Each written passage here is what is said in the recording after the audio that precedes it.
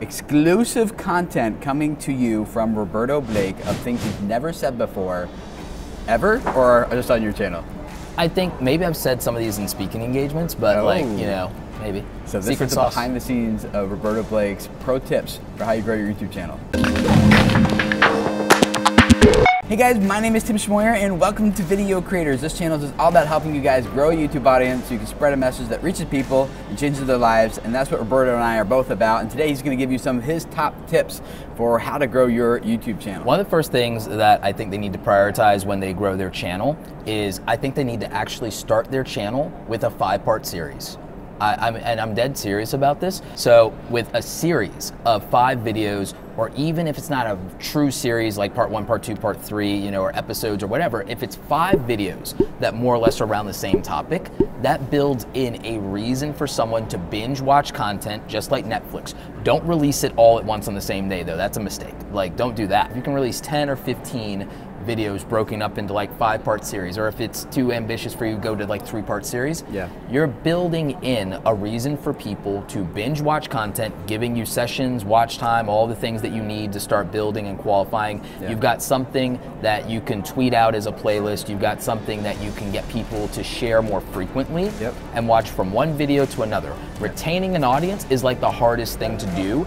And it's especially hard for new YouTube creators because you guys, when you do new YouTube channels, you sometimes don't know who you are, what you want to do yet. So you're throwing everything at the wall, hoping something sticks. Consistency matters, and this is a hack for that consistency. So let's say you're starting a beauty channel and everything like that. I'm probably the last person who knows about beauty and makeup. Although I wasn't going to say anything, but I did have two. Like, I have 2 sisters, so like I could theoretically talk about this, right? Yeah. And I've helped a lot of beauty YouTubers, believe it or not. But one of the things that I would say is you could literally start YouTube with a 5-part series where you also just do top 5 videos to start out with, because this is another good pro tip, is list style videos do very well on YouTube, and I'll tell you why. A top 5 video is making a very specific promise. You know that you're coming here for 5. You rarely cut out of a 5-part video before you get all 5 of the things that you were promised. It's easy to wrap your head around. It's not ambiguous. It's not, oh, what is this? It's very hard to disappoint people. So if you decide, well, it's like, top 5 lipstick brands, or something like that. And so a third one, and this one is actually something that I think is really crucial. It's something that you and I have talked about before, is when you're just getting started, keep people on YouTube. Now, if you're starting a business-based YouTube channel, and this is just, if you're like a B2B company or you sell a product or something, I totally get it. Yeah, and you can link out to your stuff because you're trying to generate sales. But if you're a YouTuber specifically, and you're trying to get traction or at least make your first milestones, I would say that until you get 10,000 subscribers, don't take people off of YouTube if you want to get all of the access to all the features in YouTube. Send them, instead of to outside of YouTube, send them to playlist of your other videos that are similar to this. Use the YouTube in cards, use the YouTube info cards, make content formats that might even be a little bit longer so you can accumulate more watch time, but don't do it like all the time if your audience isn't responding well to it. And I would say that if you just prioritize YouTube, which is the thing I usually wouldn't tell people to do, but if this is your goal and you're a small creator, this is the best way to go, is to keep people on YouTube as long as possible.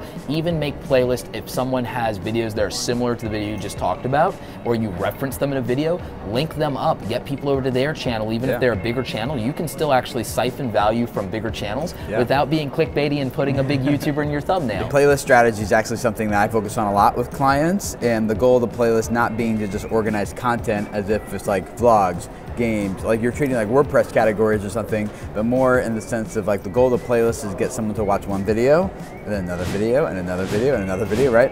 And so that means you gotta give the playlist a good title that's clickable when it comes out as an interactive card in the video, or if it's on an end screen element, if it's linked in the description of your videos, like wherever you're featuring these, you're getting people into it because of the merit of the title, not just like vlogs, right? Or something. And also give them a description too. Yes, and one that helps in the algorithm. It also helps give context to the viewer. And also don't make the playlist too long. Like don't put 200 videos into the playlist and they're like, oh, I ain't got time for this, and then they're out. Like instead, like consumable playlist, 4, 5, 6, 8, 12 short videos. People are like, okay, I can watch through all these. And then using your YouTube analytics to, in the upper left corner, changing it from videos to playlists, and then looking at the watch time. metric in there and seeing which videos are contributing to the highest exit rate of that playlist, and then eliminating those or replacing those or something to keep people in those playlists as long You as can possible. also see which playlists themselves are performing the most, and then you can think about what you did in that playlist well, and you could use that in other playlist strategies that you're going to develop in the future. Yep. And I think people are dramatically underestimating that. In Yeah. fact, you have a whole video about playlist strategy. Let's go ahead and put that up in the info card over here so they can check that out. Look at you. He's like just as familiar with my channel as I am. If you're not familiar with Roberto, where would they go and what would they find? So you can go to youtube.com/RobertoBlake2, and that is the number 2. I'm sure Tim's gonna link it down below, and we'll also just go ahead and plop that in the info card up here. Hey guys, my name is Tim Schmoyer. Welcome to Video Creator. I just spit doing that, but welcome. I'll do it over. I wanted to get more clients, and I felt like if I showed them that I'm educated about this stuff and that I can do it if they're trying to do it themselves, like maybe they get frustrated and just hire me. And that worked because I was using YouTube as a vehicle instead of as a destination